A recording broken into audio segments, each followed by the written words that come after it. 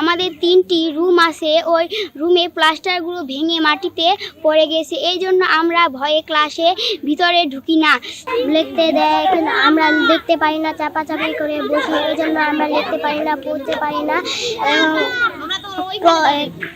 চক board লাগে, এই জন্য চকবোর্ড আনতে পারি না, এই জন্য আমাদের অনেক কষ্ট হয়। আবার অনেক জোরে বৃষ্টি হলে আমরা অন্যদের বাড়ি দৌড়ে যাই, এই জন্য আমাদের একটি ভুবন চাই। স্কুলের অবস্থা খুবই খারাপ, যে 3টা রুম আছে, 3টা একবারে ওই যে সিমেন্টগুলো খসে খসে পড়ে। বৃষ্টি আসলে বাচ্চাগুলো অন্যদের বাসায় দূরে চলে যায়।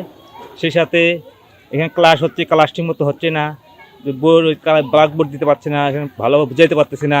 রোদের মাঝে যে বাচ্চাগুলা ক্লাস করতে পারে না, খোলা আকাশের নিচে পানি আসলে, ঝড় বৃষ্টি আসলে কিভাবে ক্লাস করবে? এখন কি বনের দরকার একটা গাছতলার মধ্যে পাঠদান করাচ্ছি। 2022 সালে ভবনটিকে পরিত্যক্ত ঘোষণা করা হয়, কিন্তু ইতিমধ্যে অনেকবার আমি যথাযথ কর্তৃপক্ষকে চিঠি দিয়েছি, কিন্তু আমি এখন পর্যন্ত কোনো ঘরের বরাদ্দ পাইনি। আমি যথাযথ কর্তৃপক্ষে আবার দৃষ্টি আকর্ষণ করছি, এই কোমলমতি শিক্ষার্থীদের মানসম্মত শিক্ষা অর্জনে যথাযথ কর্তৃপক্ষ যেন আমাদের এখানে একটি ভবন দেন, সেই কামনা করছি।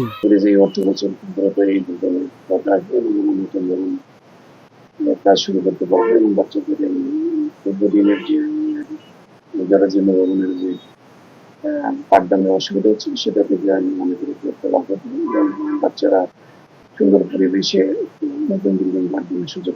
বিষয়টি অবগত হবার সাথে সাথে উপজেলা নির্বাহী অফিসার পঞ্চগড় সদর তার উদ্যোগে সেখানে 4টি টিন শেড এবং টিনের বেড়া দেয়া, মেঝে পাকা হবে, এরকম 4টি রুম বানানোর উদ্যোগ গ্রহণ করেছে, যেটা আপৎকালীন হিসেবে ব্যবহৃত হবে। নতুন ভবন নির্মাণের আগ পর্যন্ত এই ভবনে যাতে করে পাঠদান সহ স্কুলের সকল কার্যক্রম পরিচালিত হয় সে ব্যবস্থা গ্রহণের উদ্যোগ গ্রহণ করা হয়েছে।